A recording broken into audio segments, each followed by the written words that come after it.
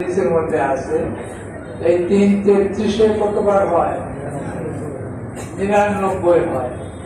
হাদিসে আছে 99 হওয়ার পর একবার বলবেন লা ইলাহা ইল্লাল্লাহু ওয়াহদাহু লা শারীকা লাহু লাহুল মুলকু ওয়া লাহুল হামদু ওয়া হুয়া আলা কুল্লি শাইইন কাদির। বলা যাবে আলহামদুলিল্লাহ। 3-33-99 আর একবার এই দোয়াটা পড়বেন। হাদিসের মধ্যে আছে তার গুনাহ আল্লাহ মাফ করবেন, তার গুনাহ যদি সমুদ্রের ফেনা পরিমাণ হয়ে যায়।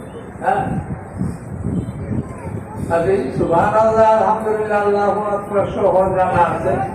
লা ইলাহা একবার শুধু লা ইলাহা ইল্লাল্লাহু ওয়াহদাহু লা শারীকা লাহু লাহুল মুলকু ওয়া লাহুল হামদু ওয়া হুয়া আলা কুল্লি শাইইন কাদির।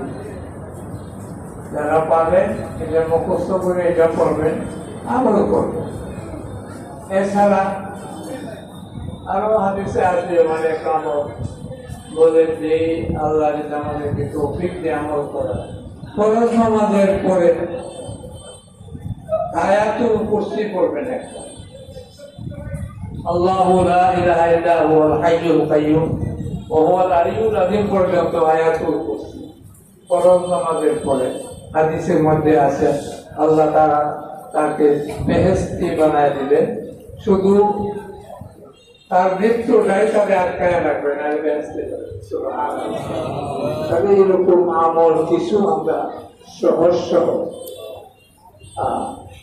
আর একটা আমল আছে হাদিসে আমি বলি, যদি আল্লাহ আমাদেরকে আমল করার তৌফিক দান করেন।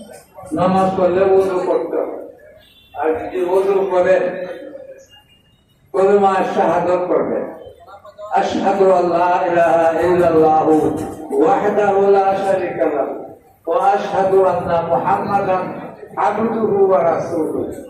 যদি পড়তে পারেন যখন ওযু করবেন, ওযুর পরে এই কলেমা শাহাদাত পড়বেন। হাদিসের মধ্যে আছে তার জন্য বেহেশতের 8টি দরজা খুলে দেওয়া হবে। আমাদের তো আমল করতে হবে, গুনাহ থেকে বাঁচতে হবে আর আমল করে যেতে হবে। আর এটাই সূরা ইয়াসিনের মধ্যে আছে। সারা পৃথিবী ইয়া আল্লাহ অনেকে অসুস্থ, ইয়া আল্লাহ দ্রুত সুস্থতা নসিব করুন। ইয়া আল্লাহ ইয়া রাব্বানা তোমাকে ও হাবিবের ওসিলা আমাদের দোয়া কবুল মঞ্জুর করুন। ربنا تقبل منا إنك أنت السميع العليم وتب علينا إنك أنت التواب الرحيم وصلى الله تعالى على خير خلقه محمد وعلى آله وأصحابه أجمعين ورحمهم برحمتك يا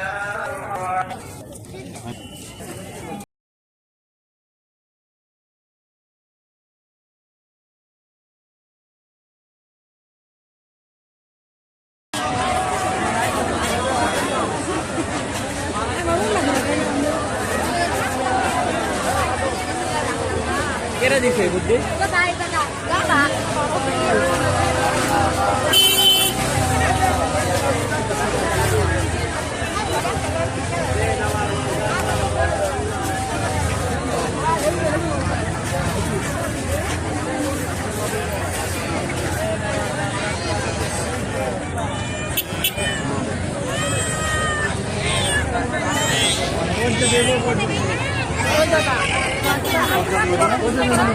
বাংলা লাগে না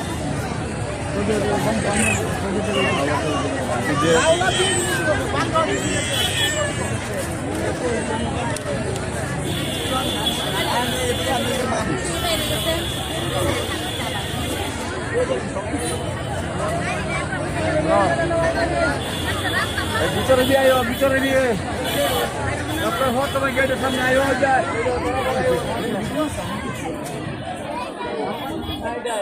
আরে বলছি যেটা বস্তু